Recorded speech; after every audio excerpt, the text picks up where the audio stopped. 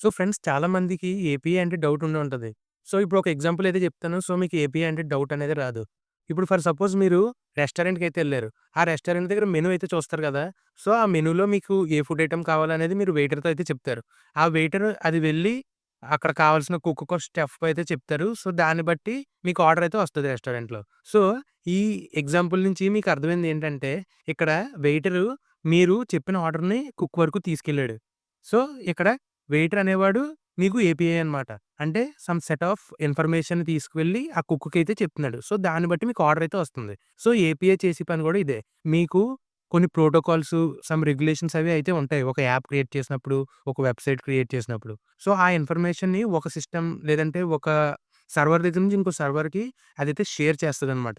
So, API work అయితే అలా అలా ఉంటుందనమాట. అదేం చేస్తదంటే డిఫరెంట్ సాఫ్ట్‌వేర్ అప్లికేషన్స్‌ని కమ్యూనికేట్ చేసుకునేలా అయితే చేస్తది. సో, దీని గురించి మనం ఏపీఎస్‌నైతే యూజ్ చేస్తాం. మన web applications and any other యాప్స్‌లో అయితే. అండ్ కొన్ని యాప్స్ కూడా అయితే మనకి ఇవైతే ప్రొవైడ్ చేస్తాయి ఏపీఎస్. సో, మనం కొన్ని కాస్ట్ పెట్టయితే కొనుక్కోవచ్చు. అవి మన వెబ్‌సైట్స్‌లో అయితే ఇంక్లూడ్ కూడా చేసుకోవచ్చనమాట. ఫర్ ఎగ్జాంపుల్ ఇప్పుడు 11 ల్యాబ్స్ ఇవైతే ఏపీఎస్ అయితే ప్రొవైడ్ చేస్తాయి. ఏదైనా వాయిస్ అసిస్టెంట్స్ అవి మన యాప్‌లో గాని, మన వెబ్‌సైట్‌లో గాని యూజ్ చేసుకోవాలంటే. సో, ఇలా గుర్తుపెట్టుకోండి ఏపీఐ అనేది సాఫ్ట్‌వేర్ అప్లికేషన్స్ మధ్య కమ్యూనికేట్ అవ్వడానికైతే యూజ్ అవుతాయి. సో, ఇలా గుర్తుపెట్టుకుంటే మీకు ఈజీగా అయితే ఉంటది.